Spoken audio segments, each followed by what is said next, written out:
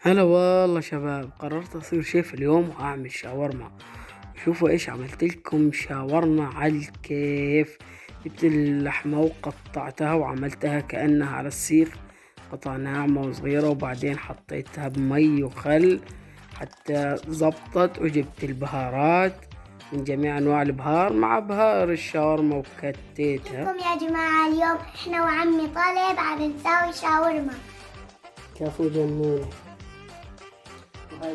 وطبعا هون حطينا زيت اصلي بعد البهار، وبعدها نجيب يا معلم شوية لبن، حط لك معلقتين لبن، وبعدها كنت عامل كمان سنتوم، وبلش خلط يا معلم. هيك صار الخليط جاهز. بتحطوه ساعة بالبراد، أقل شي عشان تطلع الطعمة والنكهة طيبة بالشاورما. طبعا هاي الشاورما صارت جاهزة والتتبيلة عليها ريحة يا سلام. شوف الشاورما لأول مرة أشوفها.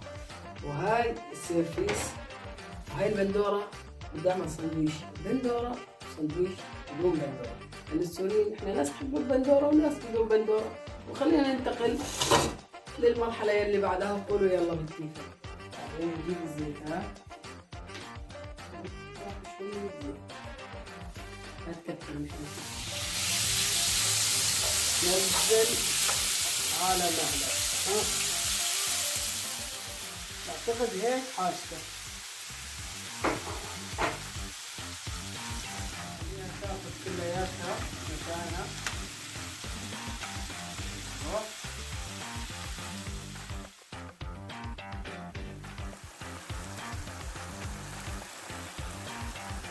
شوف النغنغة يا معلم. هلا بدنا نشيل منهم شوية زيت ونخلي شوي عشان تتحمر. شايفين الاحمرار؟ شغل سيخ يا معلم. طبعا هون معانا حركة سلسلة يا معلم. وهاي اللدعة اللي بدي اياها، هاي هي الشاورما النظامية. وهيك يا معلم اديله هاي تومات على كيفك، خلالات. وهذا اللي البندورة، يعني اللي يحب البندورة. هون ننزل عليه.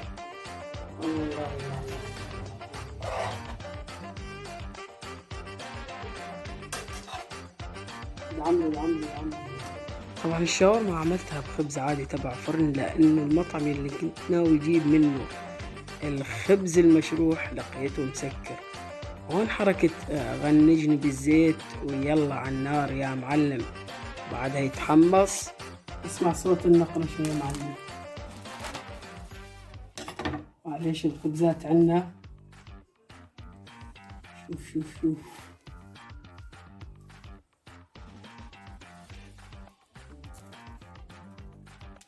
خلينا ندوق ونقول بسم الله. هاي بندورة.